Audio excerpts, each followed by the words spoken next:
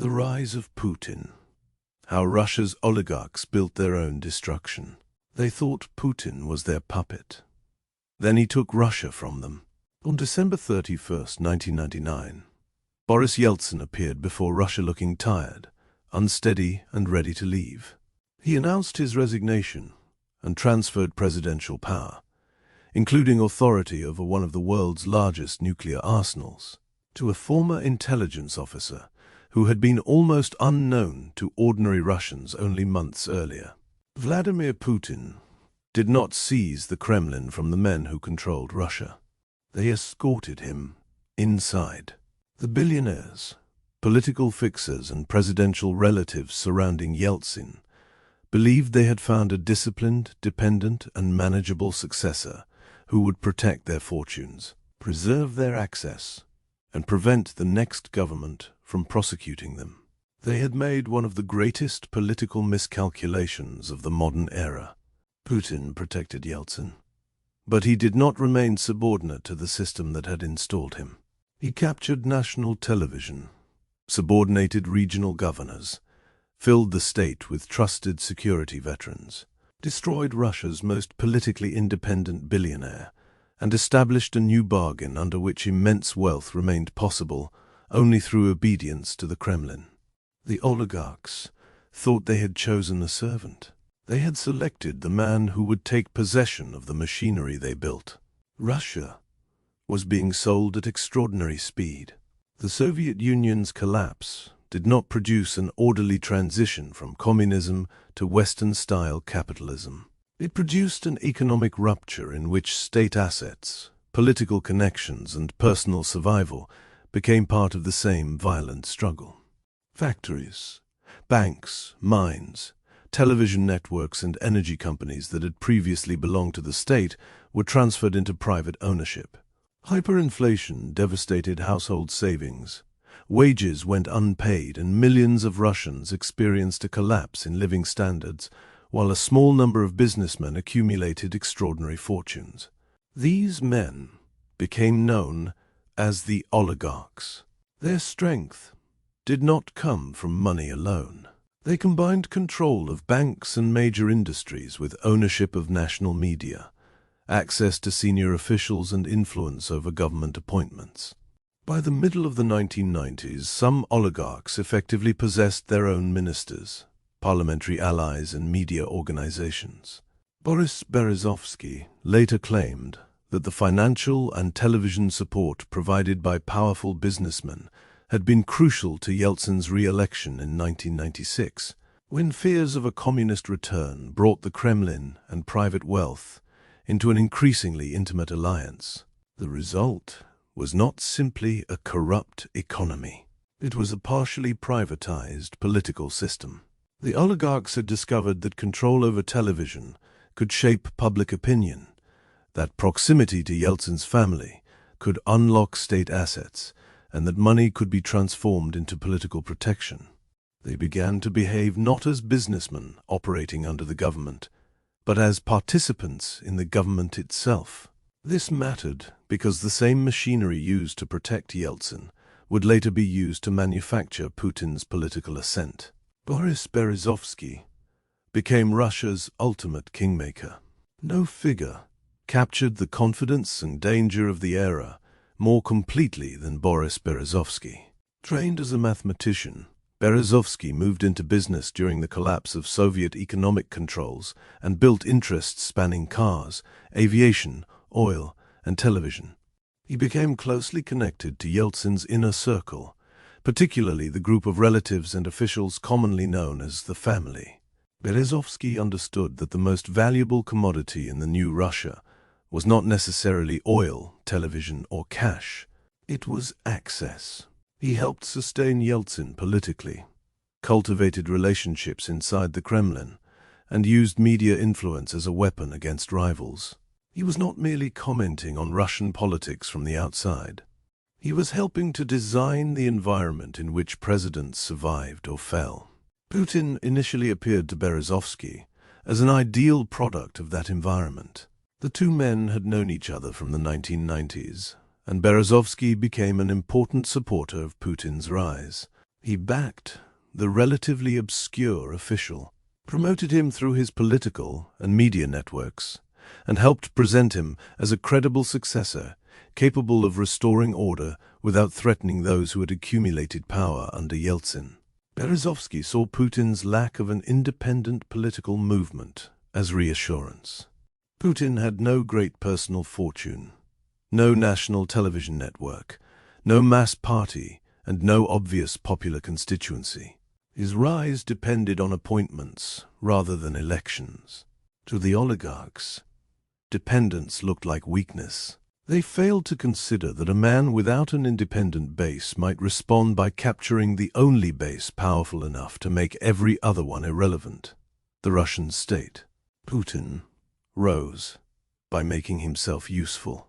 Putin's rise before 1999 was striking because it lacked the conventional characteristics of a democratic political career.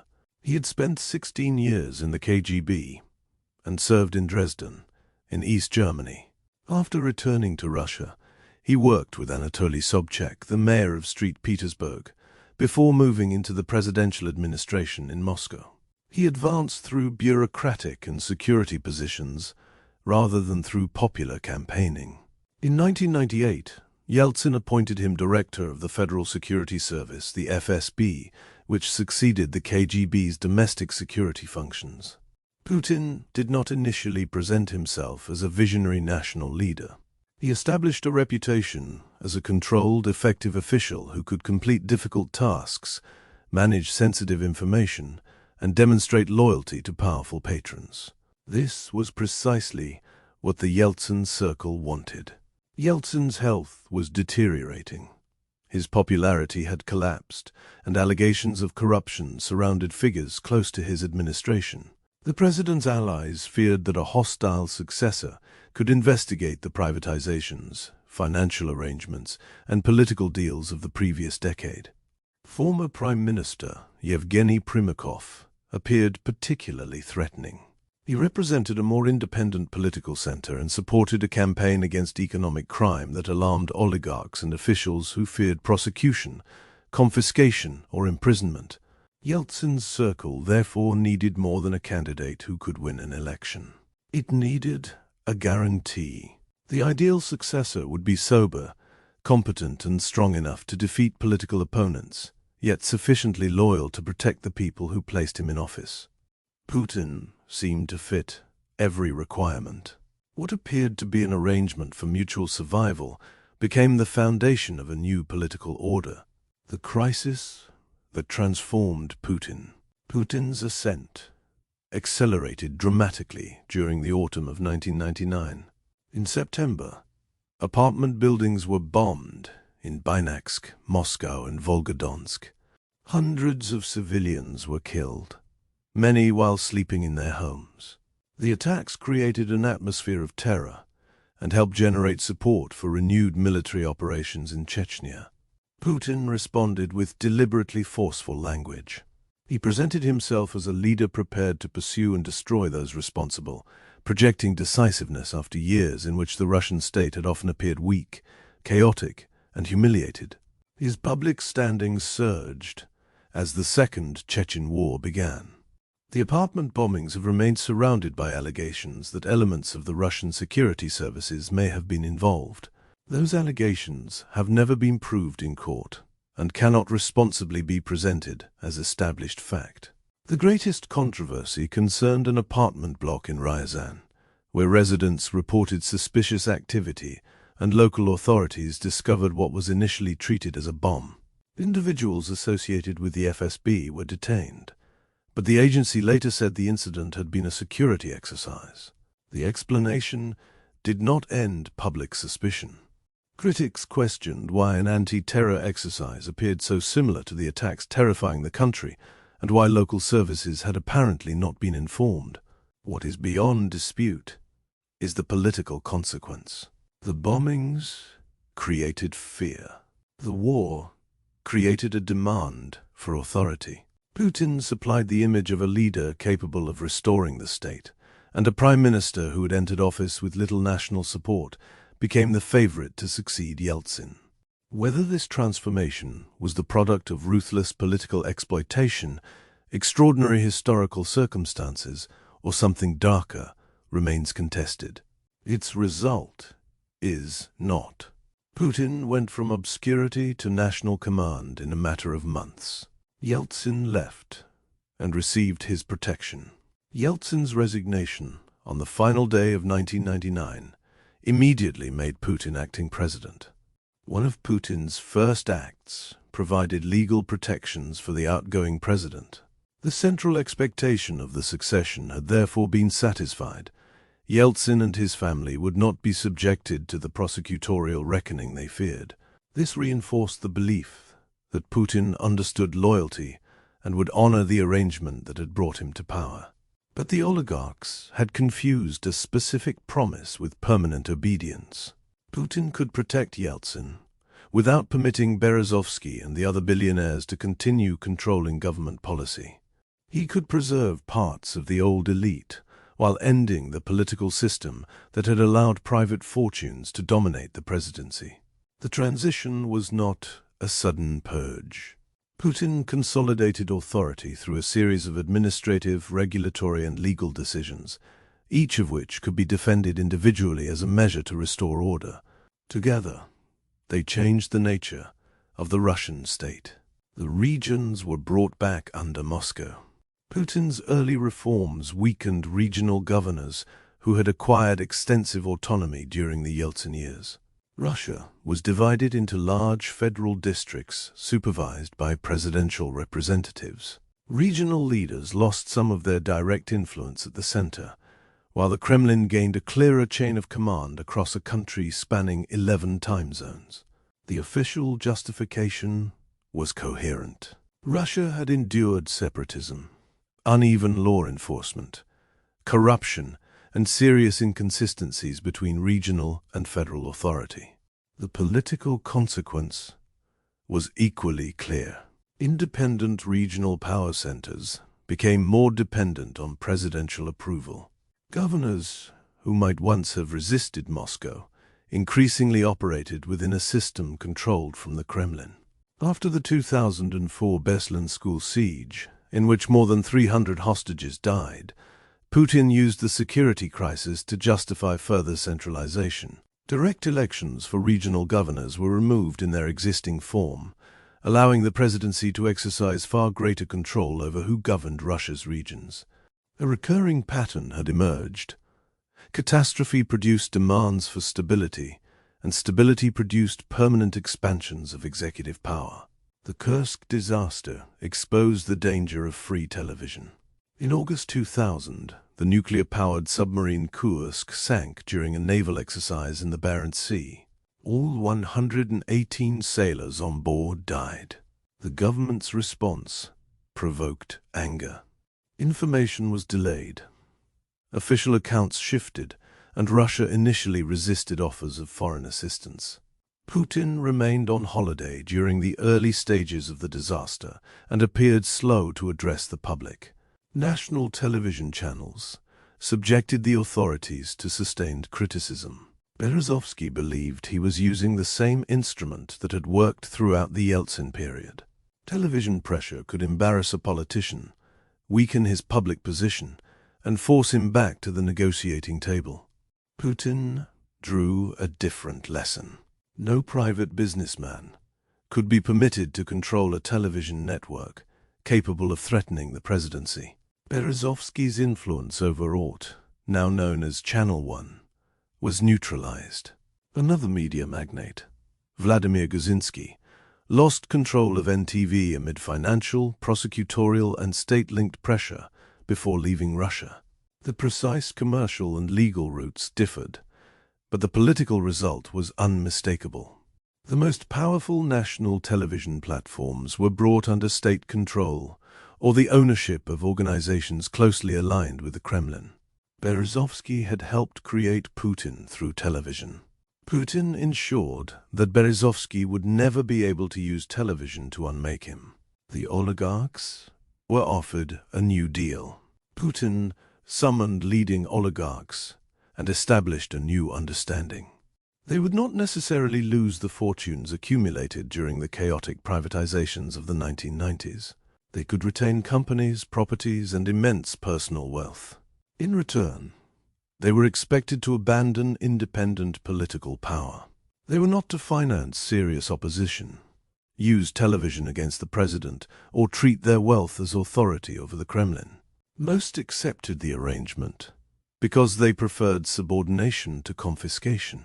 The system did not abolish oligarchy. It transformed it. Under Yeltsin, billionaires could use wealth to shape the state. Under Putin, billionaires could remain wealthy only while serving, or at least refusing to challenge the state. The old oligarchs had imagined themselves as owners of Russian politics. Putin reduced them to license holders whose privileges could be revoked. Berezovsky rejected the new rules. He entered opposition, left Russia, and ultimately received political asylum in Britain. His departure served as an early warning, but one businessman's destruction would later deliver a far more terrifying message. Mikhail Khodorkovsky proved nobody was untouchable. By the early 2000s, Mikhail Khodorkovsky was one of Russia's richest men and the principal figure behind the oil company Yukos. Khodorkovsky's rise had been rooted in the same controversial privatization environment that produced other oligarchic fortunes. Yet Yukos was increasingly presented to international investors as a modern, transparent, and well-managed company. Khodorkovsky began financing civil society projects and political parties. He criticized corruption, discussed Russia's political future, and appeared capable of developing an independent national platform. His mistake was not merely being rich. It was attempting to convert that wealth into political power beyond the Kremlin's control. In October 2003, masked security officers boarded Khodorkovsky's aircraft at a Siberian airport and arrested him. The theatrical nature of the operation was almost as important as the charges. Russia's wealthiest business figures watched one of their own being removed from a private aircraft by armed agents. The message traveled instantly through every boardroom in the country. Khodorkovsky was prosecuted and imprisoned. Yukos faced enormous tax claims, was dismantled and saw major assets transferred into the expanding state-controlled energy sector, particularly Rosneft. The Kremlin maintained that Khodorkovsky had committed serious financial and tax offenses. Critics argued that comparable conduct across the oligarchic class had been treated differently, and that the decisive distinction was his willingness to challenge Putin politically. That question revealed the new Russia more clearly than any official statement could. The issue was no longer whether the fortunes of the 1990s had been acquired cleanly. The issue was whether their owners accepted presidential supremacy. Before the Yukos case, a billionaire might still have imagined that wealth, international connections, and corporate power provided protection. After it, nobody could reasonably believe that. Putin built a state around security loyalists. Putin did not rely solely on fear. He changed the personnel operating the Russian state. Former intelligence officials, security service veterans, military figures, and associates from Putin's years in St. Petersburg moved into senior positions across government and strategic industry. These figures became broadly associated with the Siloviki, the networks emerging from Russia's security and coercive institutions. They did not constitute one perfectly unified organization, and internal rivalries continued. What they shared was a political culture shaped by hierarchy, secrecy, threats, and the central importance of loyalty. Putin's system rewarded officials who protected the chain of command. Corruption could be tolerated when it reinforced dependence, but independent political ambition could not. Money flowed downwards through patronage. Loyalty traveled upwards towards the presidency. The system was resilient because it did not depend entirely on ideology. Officials, governors, executives, and security chiefs had personal interests tied to its survival. To challenge Putin was no longer simply to oppose one politician. It was to threaten a network of people whose positions, fortunes, and security depended on the structure he controlled. Putin left the presidency without surrendering power. Russia's constitution limited the president to 2 consecutive terms. After serving from 2000 to 2008, Putin formally left the presidency. Dmitry Medvedev took the title. Putin became prime minister. The transition created brief speculation that Medvedev might establish an independent political direction. He used more liberal language, spoke about modernization, and occupied the constitutionally superior office. Yet Putin's personnel networks, political authority, and control over the governing system remained intact.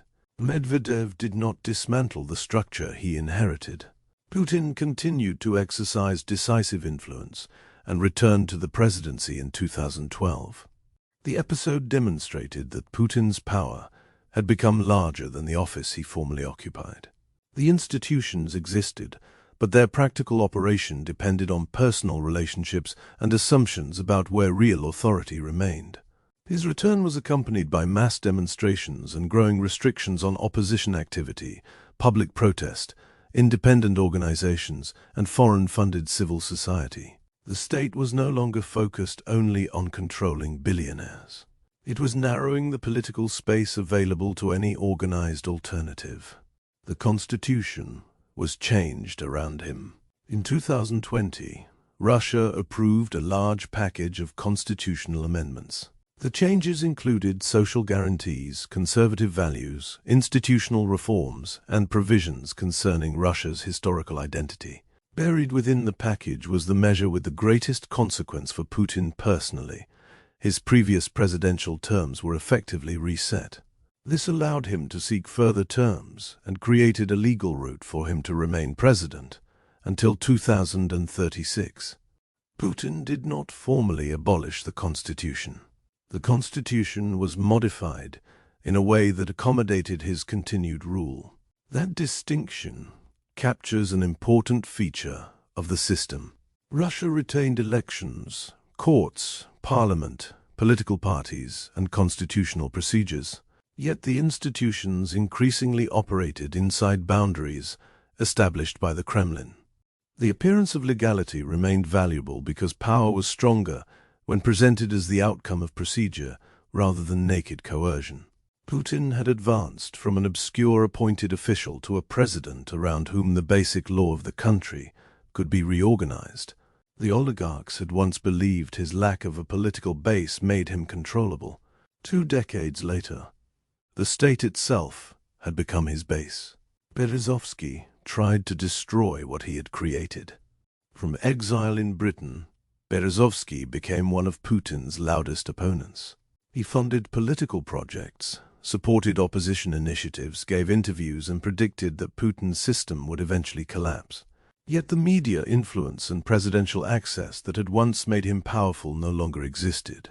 Berezovsky had understood how to manipulate a weak state. He proved far less capable of challenging a consolidated one. His financial decline accelerated after a disastrous legal battle with Roman Abramovich in London. Berezovsky claimed he had been coerced into selling valuable Russian assets, but the court rejected his case and delivered a deeply damaging assessment of his reliability as a witness. The proceedings exposed a fundamental weakness in the oligarchic system. Their fortunes had often depended on oral arrangements, personal protection, political patronage, and understandings that existed outside transparent contracts. Those methods could create enormous power in 1990s Moscow, but were difficult to establish as enforceable ownership in a British courtroom. Berezovsky lost money, reputation, and political relevance. In March 2013, he was found dead at his home in Berkshire. A coroner later recorded an open verdict, concluding that the available evidence did not establish conclusively whether he had taken his own life or whether another person had been involved. There has never been proof that the Kremlin caused his death. It requires no conspiracy to recognize the symbolism. The man who had helped elevate Putin spent his final years isolated from Russia, financially weakened and unable to reverse the decision that defined both men's lives. Ukraine revealed the scale of Putin's historical ambition. Putin's ambitions did not end with domestic control. His long-standing statements about Ukraine revealed a worldview in which Russia was not merely defending recognized borders or protecting conventional security interests. He repeatedly questioned whether Russians and Ukrainians represented genuinely separate historical nations. Putin has described Russians and Ukrainians as one people, presented modern Ukraine as the product of disputed historical decisions, and argued that the West had turned it into a hostile platform against Russia. This framing is central to understanding the war. If Ukraine is recognized as a sovereign nation with the right to determine its own political future, then its movement towards Europe and NATO is a choice made by an independent state. If Ukraine is instead treated as an inseparable part of a wider Russian historical nation, then its independence can be presented inside the Kremlin's narrative as a strategic loss, an artificial division, or even a betrayal. That argument does more than justify territorial demands. It challenges the legitimacy of Ukrainian national identity itself. The invasion launched in February 2022, therefore represented the external expression of the same political principle that had shaped Putin's domestic rule. Alternatives capable of operating independently from Moscow could not be accepted indefinitely. What Putin told Tucker Carlson. Putin's February 2024 interview with Tucker Carlson offered one of the clearest demonstrations of how he explains his actions to Western audiences. Rather than beginning with immediate military events, Putin delivered a long historical account stretching back centuries. He argued that the origins of the war could be understood through medieval states, shifting borders, Soviet decisions, NATO expansion, and what he described as Western interference in Ukraine. The length of the historical argument was itself revealing. Putin did not present the conflict as a limited dispute that began in 2022. He placed it inside a civilizational story in which Russia had been divided, deceived, encircled, and denied what he regarded as its legitimate historical and security interests. He claimed Russia had no interest in attacking countries such as Poland or Latvia unless Russia itself was attacked. He also suggested a negotiated conclusion to the war remained possible, while insisting that Western governments had blocked or abandoned previous opportunities for settlement.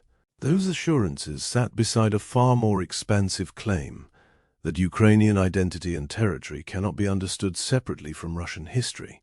Putin's message to Carlson's audience was therefore simultaneously defensive and revisionist. Russia, in his telling, did not seek arbitrary conquest. It sought the correction of historic wrongs and resistance to Western encroachment. That distinction may persuade some foreign audiences. It offers little comfort to countries whose borders or identities fall within Putin's interpretation of Russian history. His current ambition is larger than holding territory.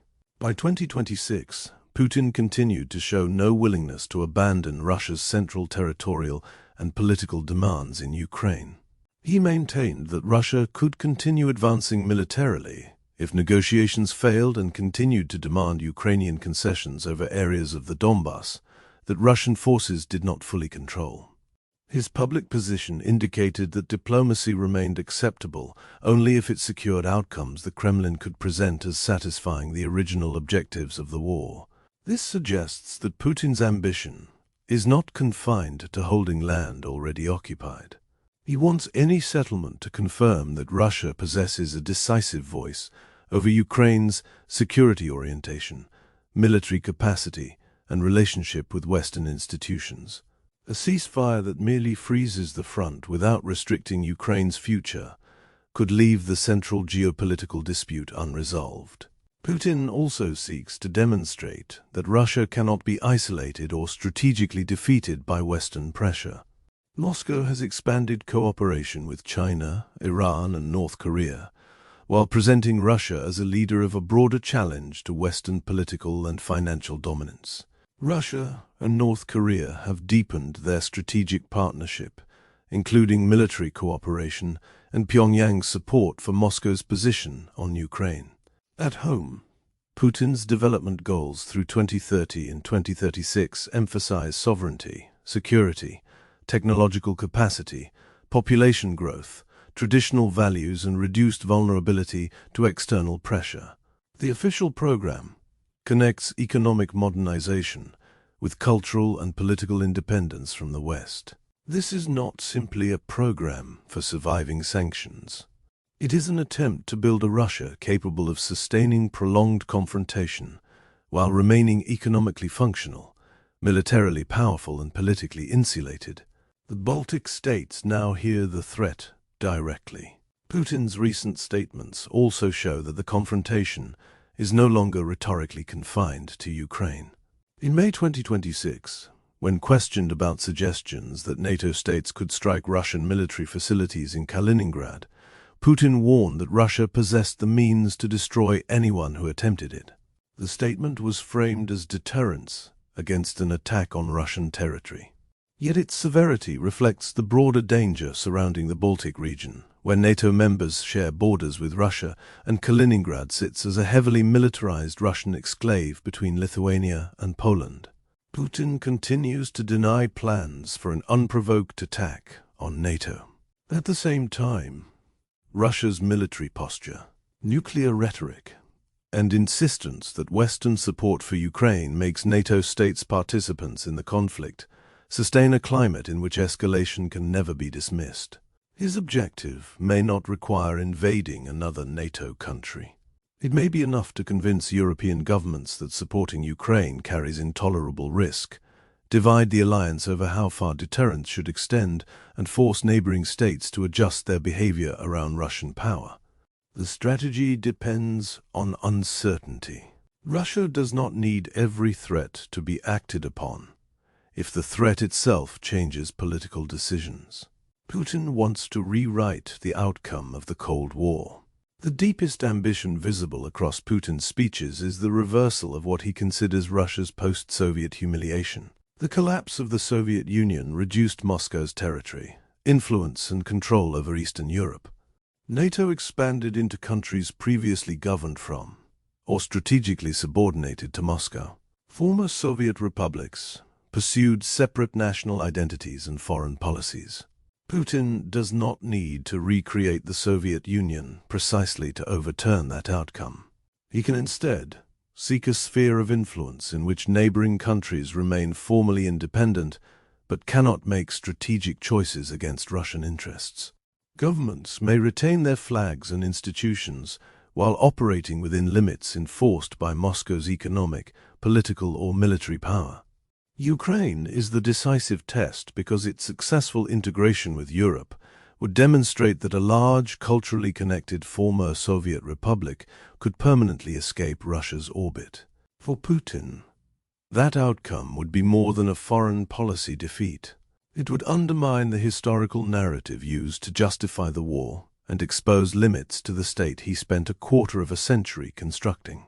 This is why territorial compromise alone may not resolve the conflict. The war concerns land, but it also concerns whether Ukraine has the right to exist entirely outside Russian control.